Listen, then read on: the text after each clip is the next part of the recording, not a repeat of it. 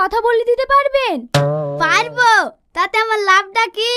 ভালো মন্দ খাওয়া হবে না, তোমরা গোপন ভাবে বিয়ে করে ফেলবা, বকশিশও পাবো না।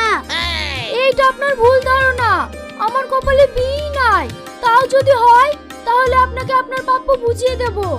ঠিক আছে, কালকে তোমার সাথে আমি কথা বলে দেবো। এখন আমি যাই।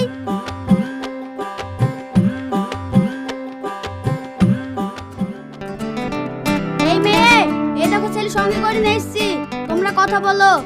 ঠিক আছে, আপনি যান। বসো। তুমি যে আমার বাড়িতে বিয়ের প্রস্তাব পাঠিয়েছিলে, তুমি কি আমার সম্বন্ধে সব জানো? আমি সব কিছু জানি।